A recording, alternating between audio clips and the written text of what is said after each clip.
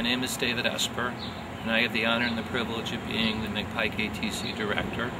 And it's very much an honor to us to have Insight Addiction visit us at McPike. And what we thought we would do is we would do this in two sections. The first section will be to introduce our Assistant Director, Tim Jones. And he's going to take you on a tour which would be the steps that most of our patients would take as they come to treatment at McPike. I'm going to let Dean get ahead of me here because he's got the load. And when we bring patients in, this is where they come into. We actually take patients from throughout the state. We cover a 16-county catchment area, it is called, but because of our dual recovery program, we get referrals from other ATCs throughout upstate New York.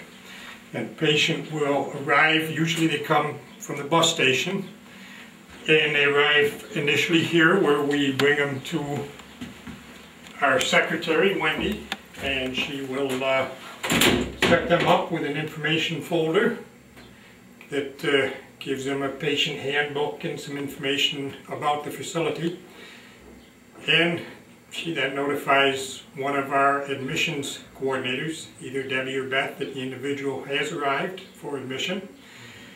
And we actually don't, it's called an admission, but it's actually a screening for admission. In most cases they do get admitted immediately after that, but occasionally there will be a reason we have to tell them we cannot admit them that day, a medical reason, or perhaps they need some other level of care.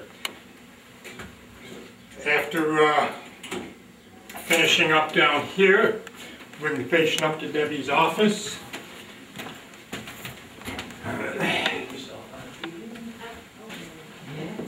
Here we come.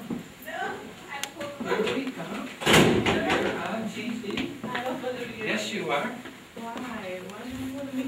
Debbie's actually in with the patient. We have an intern working with us today, Miriam, but the patient will come into one of these offices. We'll get some initial information on them, take a picture so that we can have identification for medication purposes and so on.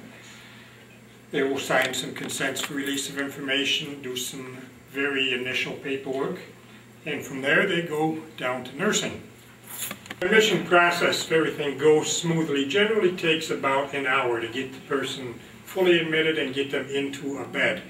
Now, unfortunately, because of the bus schedule, we'll often get 3 or 4 admissions come in at once. Kind of slows things down a bit. One thing we point out to the patients as they're coming in is our board with the pictures and identification of all the staff here, so that they at least know where to go if they need to know who somebody is to get an ID on them. It's our medical hallway.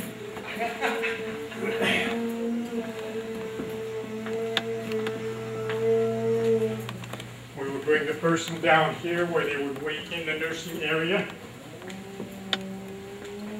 and have an initial nursing assessment completed, which gives a good bit of the medical information as well as the addiction history.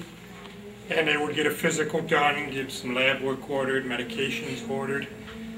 And once that is all done, we would then get the individual into a room, get them settled, and have them meet with one of our counselors to get a schedule and get them started in their actual treatment process. Once the patient is admitted, as I said, we will get them scheduled and get them started in their treatment, get them into a room. And I'll show you what a typical room looks like. We have all rooms are multiple bed, either 2, 3, or 4 bed rooms, but they are pretty good size. They have, it's not quite the comforts of home, but they do have bed, wardrobe that they can lock their personal possessions in, a nightstand, and it's actually pretty comfortable. And they're busy most of the day with various classes on addiction, recovery, relapse, and do a lot of education as well about the mental health part of addiction. And the classes are held in various places throughout the building. We in fact have a brand new classroom right across the hall here. Just began using this probably 3 months ago.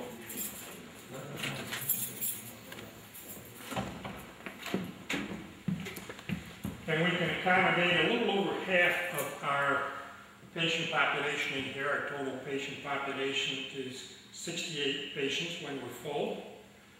And this room will accommodate up to 49.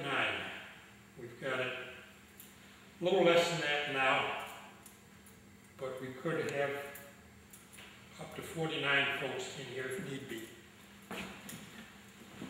And we do various forms of education. Here we have, obviously, the counselors do lecture type teaching. We also have the capability to do videos and DVDs, as well as cable for some of the addiction programs that we will use for educational purposes in here.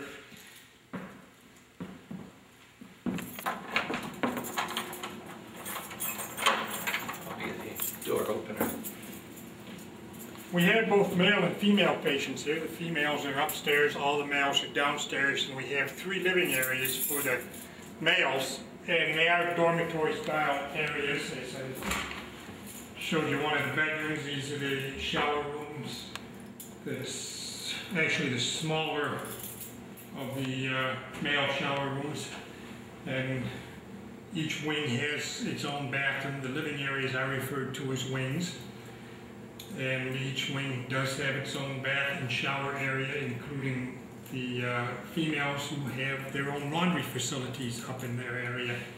The laundry facilities for this wing are actually over on the large male wing that we'll get to in a little bit. The male bathrooms, as I mentioned, it's typical standard dormitory style bathroom.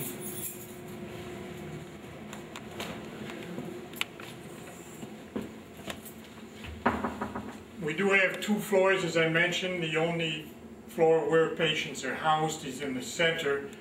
Above this floor is one of the staff offices, and over on the far side we have more staff offices up on the 2nd floor.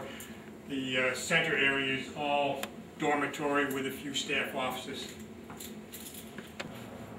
This is our large group room. It's referred to as the rotunda because of the round shape, obviously, and we can put up to 128 people in here. We use this not only for education for the patients, it's also a place where we do some of the staff education, and we hold the AA meetings in here. It's commemorating one of our very first addictions counselors here at McPike. He has passed away. And we have a plaque here commemorating some of our other counselors and nurses who have been here and have passed on. It's the Joseph A. Senti Rotunda, one of the pioneering addictions counselors in New York State.